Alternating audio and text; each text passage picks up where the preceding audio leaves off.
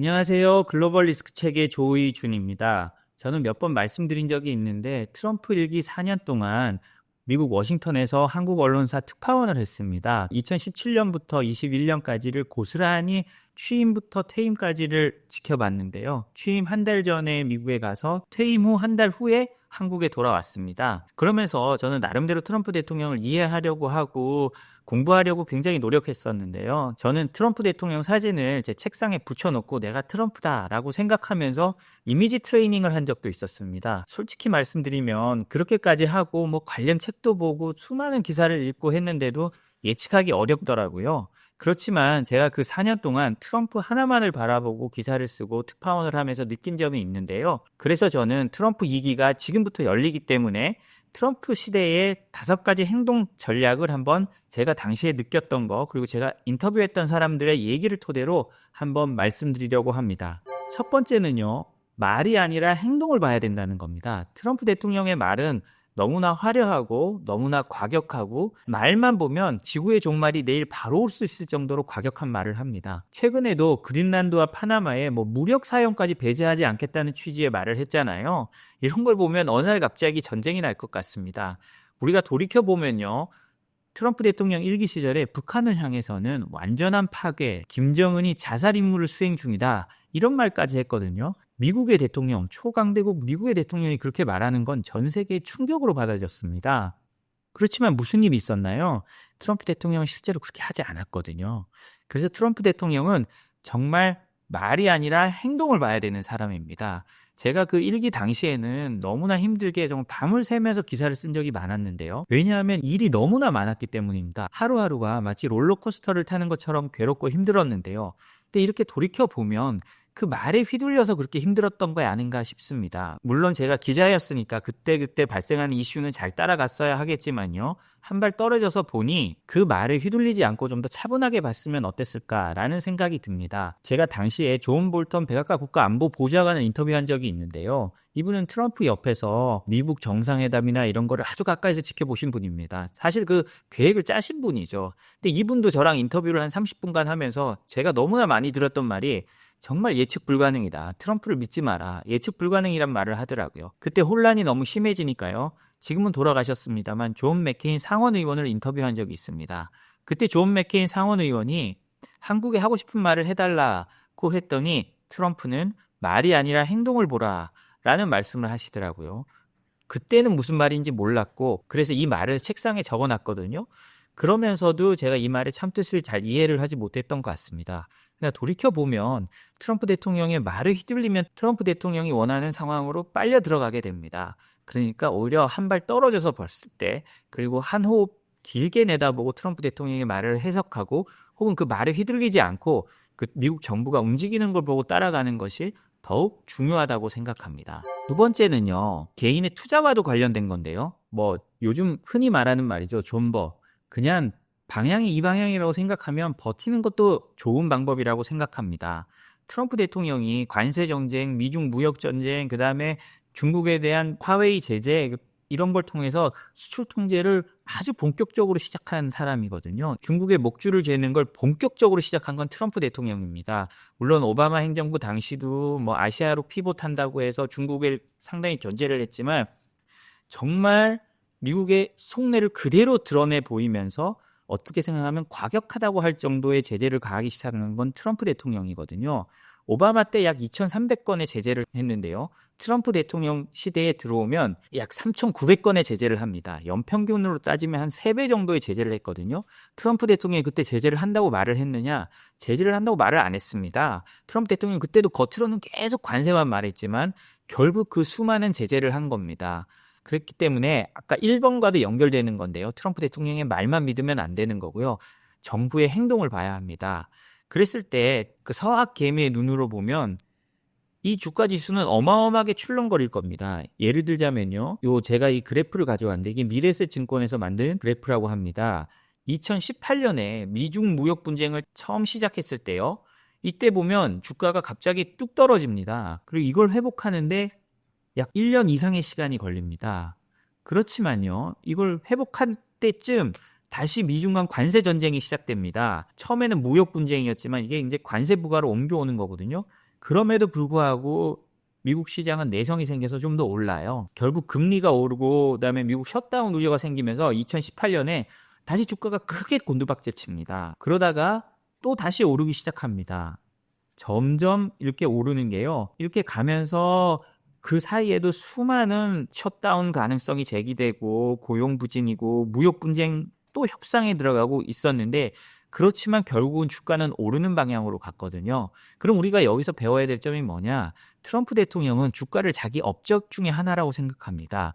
뭐 예전에 트럼프 백악관 기자실에서 있었던 일인데요. 트럼프 대통령은 주가가 많이 오른 날이면 괜히 백악관 기자실에 와서 문을 살짝 열고 자기 얼굴만 드러낸 다음에 주가 지수 봤어? 이렇게 하고 사라지기도 했다고 합니다. 그리고 1기 트럼프 정부 말에요. 트럼프 대통령이 바이든에게 패한 다음에도 트럼프 대통령이 대선에 패한 뒤에 백악관 기자실로 내려와서 인터뷰를 처음 한 게 뭐였냐면 다우지수가 3만을 넘었다는 걸 가지고 기자회견을 하고 1분 만에 올라갑니다. 그만큼 주가지수를 자기의 업적으로 생각하는 사람이거든요. 그렇기 때문에 경제를 무너뜨릴 정도, 특히 주가지수를 무너뜨릴 정도의 과격한 정책은 시행하지 않을 걸로 봅니다. 물론 발언은 과격하겠죠. 그렇지만 실제로 시행되는 정책들은 상당히 시장 친화적일 가능성이 높다는 겁니다. 그 다음은요, 제가 늘 주장하는 거예요. 트럼프 대통령에 대해서는 예측보다 대응이 더 중요합니다. 물론 예측해야죠. 어떻게 될지 1기 때를 참고하고 그 다음에 2기 때는 또 좀 많이 달라졌거든요. 역시 트럼프 대통령다운 모습인데요. 언제든 휙휙 바꿀 수 있다는 건데요. 예를 들자면 틱톡도 없애겠다고 했다가 2기 되니까 다시 살려야 된다고 하고 1기 때 그렇게 제재를 많이 하더니 2기 때는 제재를 좀 줄이겠다고 하고 이렇게 말은 휙휙 바뀝니다. 그렇지만 이게 또 언제 어떻게 바뀔지 모르거든요. 그래서 말하는 게 전 늘 트럼프 대통령은 예측보다 대응이 중요하다고 생각하는 겁니다. 시나리오를 짜놓을 때 이 시나리오가 틀릴 것 같으면 바로 대응 방식을 바꿔야 되는 거죠. 제가 미국에서 취재할 때 백악관 핵심 관계자를 우연히 잘 알게 됐습니다. 제가 백악관 기자단으로 출장을 갈 때 비행기 제 옆자리에 탄 분이었는데요. 이분이 상당히 거의 국장급까지 올라가신 분입니다. 근데 이분이 나중에 비행기를 뭐 열 몇 시간 같이 타고 오갈 때마다 타니까 저랑 친해져서 제가 나중에 뭐 티타임을 요청하거나 뭐 지나가다 보고 하면 저에게 여러 번 말씀을 해주셨거든요. 그분 입장에서는 제가 뭐 동양에서 온 애가 열심히 하는 것 같으니까 혹은 좀 불쌍했는지 백악관 안에 돌아가는 이야기를 많이 해주셨어요. 그분이 비록 뭐 백악관에서 자기 의견을 강하게 개진할 수 있는 자리는 아니지만 핵심 회의는 다 들어가는 분이거든요. 그래서 그분이 저한테 뭐 한국이 관련된 거나 안보에 관련해서 말씀해 주신 것 가운데 거의 뭐 이렇게 될 것 같다고 말씀해 주셨지만 맞은 거는 한 3분의 1 정도밖에 안 됩니다. 그만큼 정책이 휙휙 변하는 거거든요. 그래서 시나리오를 짜놓을 때 언제든 바꿀 수 있도록 플랜 B를 준비해야 됩니다. 그리고 제가 생각하는 건요. 기업들에게 특히 중요한 거는요. 트럼프가 제재를 하지 않겠다고 했지만 이 제재는 달러 자산을 동결하는 거지 우리 반도체에 보듯이 수출 통제하는 거를 줄이는 게 아닙니다. 수출 통제는 오히려 더 정교해지고 중국을 압박하려 할 거거든요. 그렇기 때문에 이 기업들은 우리 수출 통제 규정 준수 프로그램이라고 있습니다. 미 상무부에서 하는 건데요. 재무부에는 비슷하게 SCP라고 제재 규정 준수 프로그램도 있습니다. 이런 미국 정부들이 주장하는 이런 프로그램들을요, 미리미리 기업 내규에나 반영해 놓고 있으면 만약에 무슨 일이 생겼을 때, 그러니까 예를 들자면 미국 제재 규정이나 수출 통제 규정을 위반했을 때 벌금이 최소 50% 이상 깎입니다. 이거는요, 미국 제재는 한 번 맞으면 기업이 휘청하고 망할 정도가 되거든요. 최소한 이런 걸 갖춰놓으면 망하지는 않는다는 얘기입니다. 그렇기 때문에 이런 것들을 미리미리 갖춰놓을 필요가 있는데요.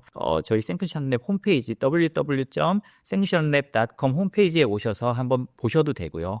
아니면 다른 경로를 통해 좀 알아보셔도 됩니다. 그리고 네 번째는요, 뭐 이어지는 얘기지만 트럼프 1기 때도 그랬지만 2기 때는 무조건 중국입니다. 중국만을 바라본다고 해도 과언이 아닙니다. 얼마 전에 국무장관 지명자인 마크 루비오 상원의원이 청문회에서 말했죠.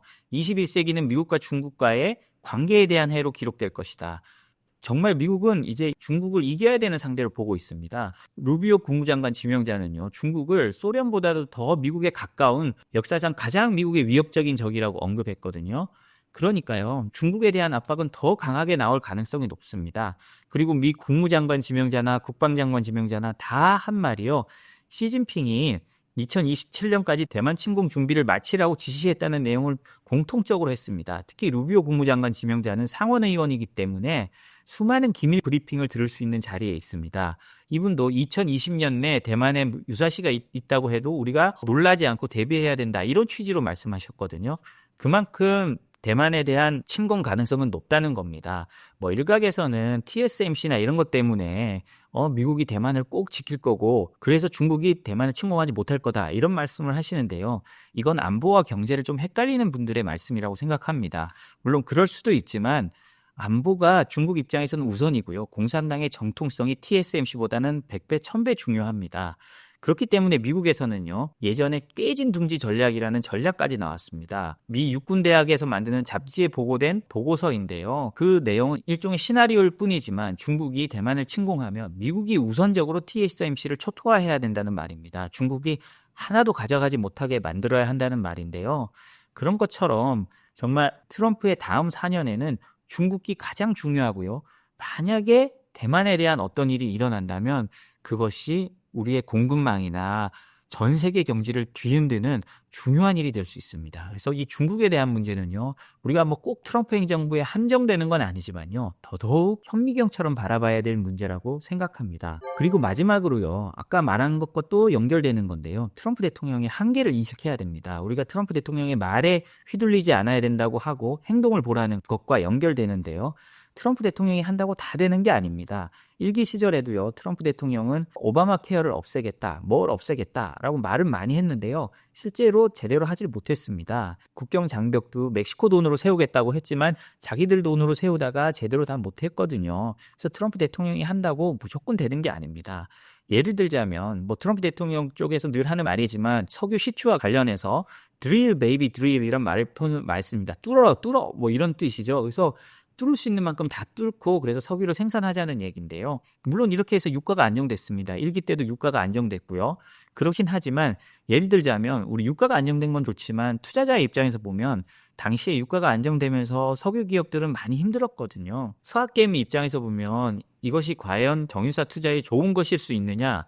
저는 뭐 그럴 가능성도 있지만 아닐 가능성도 있다고 충분히 봐야 된다고 생각합니다. 실제로 오히려 정유회사들은 바이든 정부에서 석유 시추를 제한하면서 오히려 수익성도 좋아지고 더 좋아졌거든요. 그렇기 때문에 트럼프 대통령이 한다는 테마를 믿고 뭐 바로 투자를 한다거나 이런 것도 좀 위험하다는 말씀을 드리고 싶어서 하는 말입니다. 그리고 트럼프 1기 때 마지막에 트럼프 대통령이 선거 랠리를 다닐 때요. 제가 그 랠리를 따라다니면서 뭐 여러 곳을 취재했었거든요.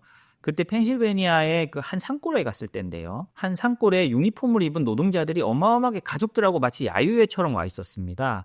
그래서 가서 물어보니까 사장님 어떻게 오셨어요? 하니까 자기들은 이 근처에 있는 탄광 노동자나 탄광에서 일하고 했다고 했어요. 그 이유는 트럼프 대통령이 탄광이나 이런 데 이제 화석연료에 친화적이니까 트럼프 대통령이 없으면 자기들은 망한다라고까지 생각을 하더라고요. 그런데요.